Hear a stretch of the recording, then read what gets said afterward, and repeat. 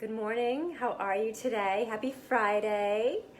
So, today we're talking about intuitive eating principle number 7, which is honoring your feelings and being able to do that without using food. So, we're going to honor our feelings without using food today.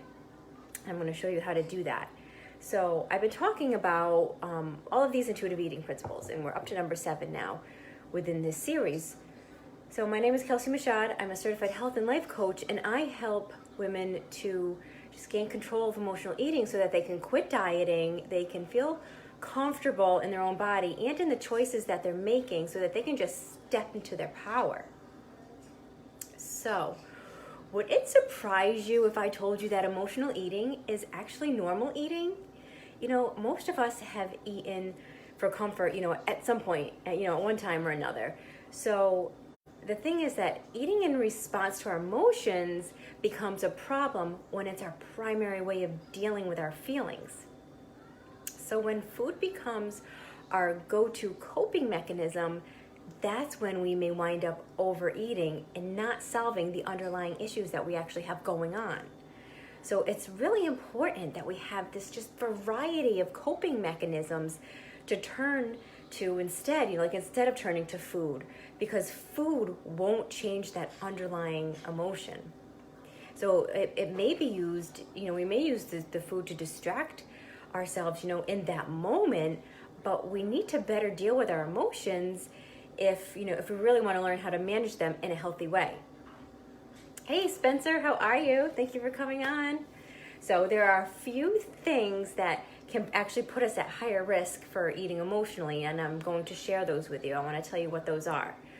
Hi Stephanie, how are you? So first of all, something that could put us at a risk for eating emotionally is if we're feeling really tired, if we're having lack of sleep, if we didn't get a good enough sleep the night before, even throughout the week. If you're not sleeping well, if you're not getting enough or adequate sleep, that can really affect how you're going to eat emotionally. For one, if you're not getting enough sleep, it's going to affect your hunger hormone and you're going to have cravings the next day. So when you're tired, think about it. You're irritable, you're a little cranky, you're probably not in the best mood. So there's those emotions coming up. And then we want to feel better, right? So then our automatic response to make us feel better, we want to feel comforted. And what comforts us? Food.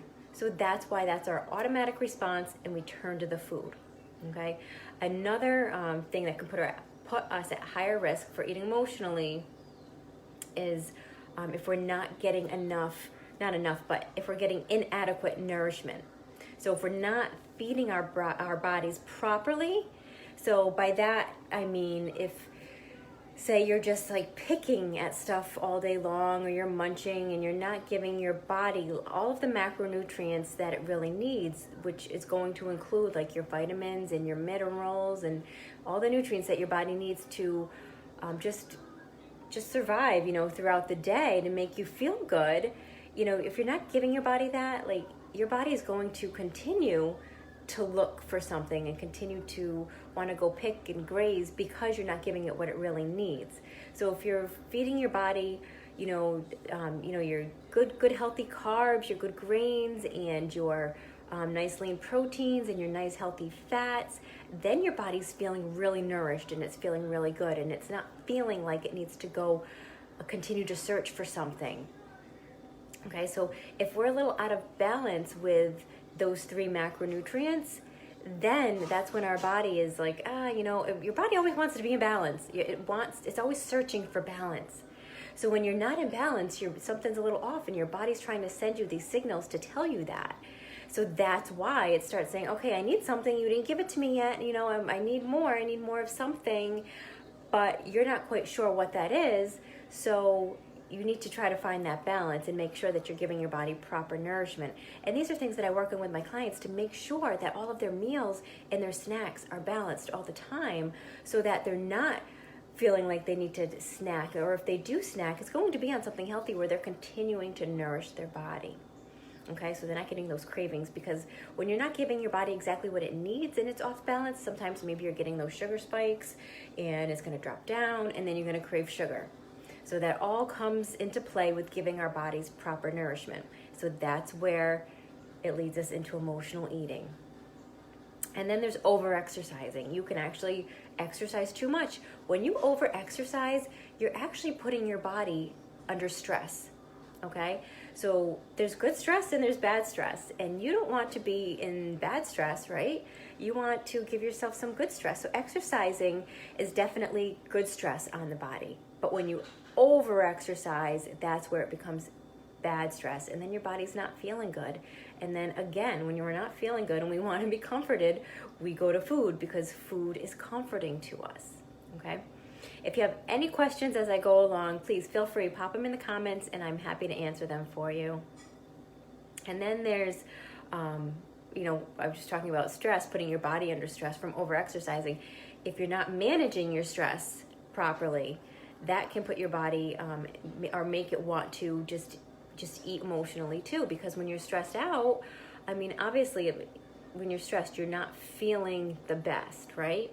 You're feeling so many, it could be a range of emotions. Emotional eating just runs the spectrum. You could be sad, you could be mad, you could even be happy, happy. I eat when I'm happy. That's more when I'm not so much a emotional eater when I'm sad, but when I'm happy, that's when I feel like I want to eat. And everybody's different. So that's where you want to really make sure that you're managing your stress and giving yourself some me time, even finding like little things that you can do throughout the day for yourself to help yourself just feel more comforted and relaxed throughout the day, so that you're not feeling the effects so strongly from whatever stressors are coming up for you, whether that's taking a break and going for a walk. Is great stress management. Any exercise is great stress management. Doing some meditation first thing in the morning or even last thing at night, either or in the middle of the day if you feel you need it, is great too. Doing some nice yoga, get down on the floor, do some yoga, some nice light stretching. All of these will help bring your body to a nice calm space. Some tapping. I do tapping Tuesdays. If you want to do some tapping along with us on Tuesdays, please join us. But tapping will also help to relieve stress as well, because it helps bring your negative emotions back into balance. Hi Janice, how are you? So these are all just a few examples of how you can help manage your stress a little bit better, so that you're not feeling the need to emotionally eat. And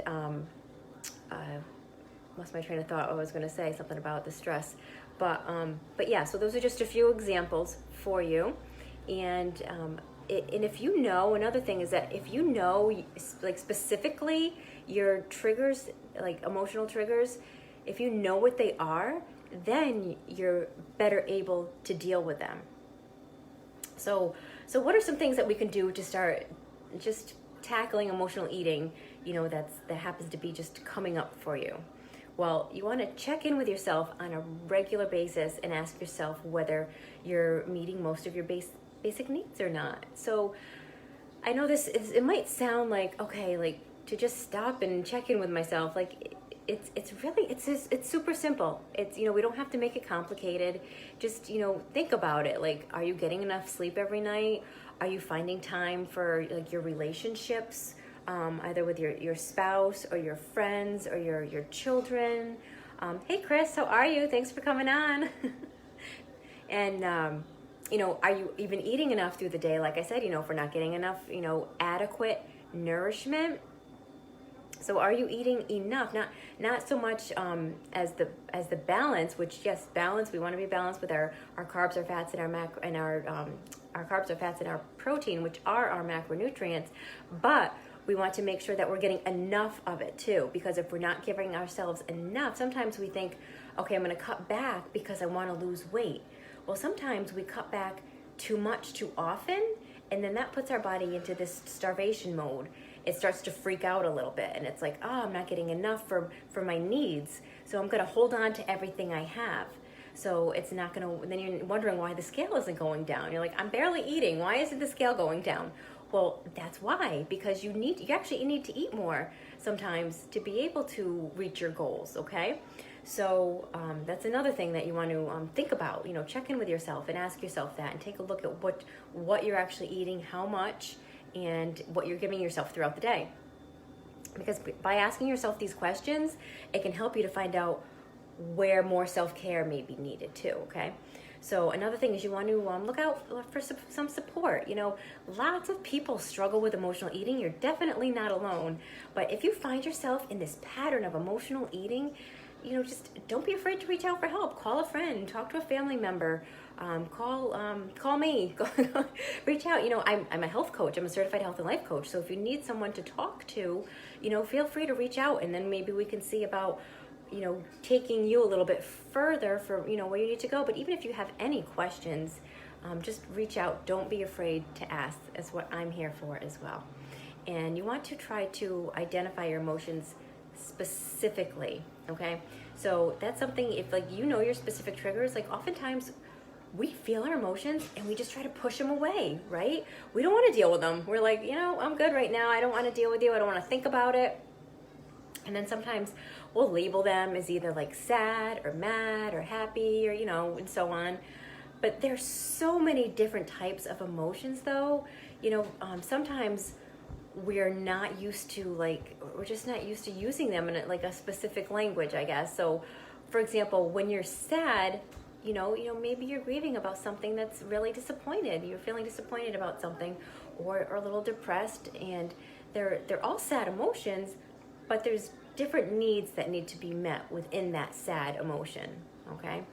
So when we can actually identify our emotion really specifically and pinpoint it, then we can make sure that we choose a coping mechanism that will really be effective, whether you're just turning to food or any other advice that you may have, okay?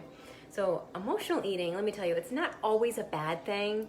It's normal sometimes, and it can be a effective coping skill.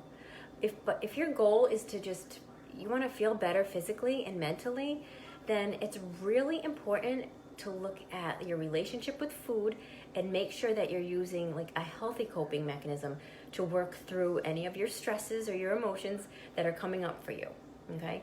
So this is where your self-care comes into play.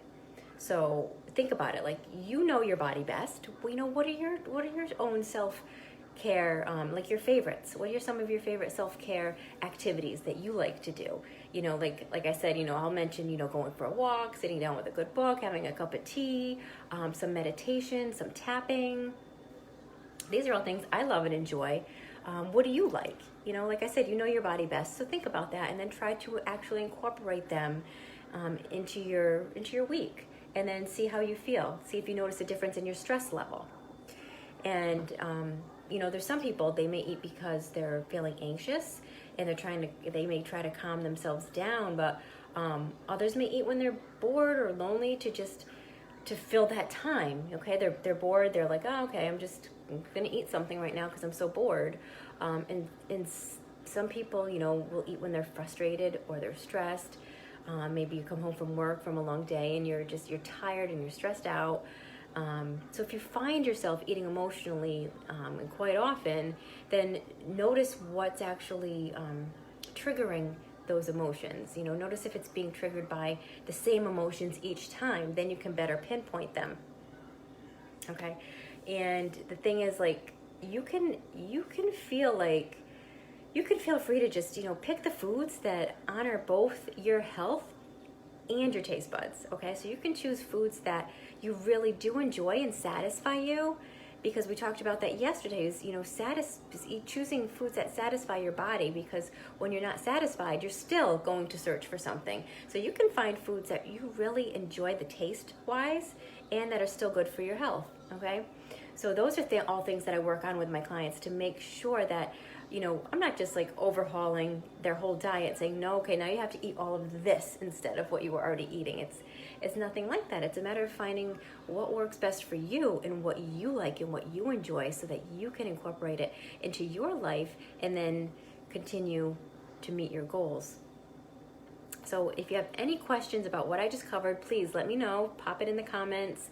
And if you have any questions you're wondering about your own health and weight goals that you'd like to talk further about, you can reach out to me. You can leave it in the comments if you like. You can PM me, whichever works best for you. And if you think someone else would find this helpful, please feel free to share.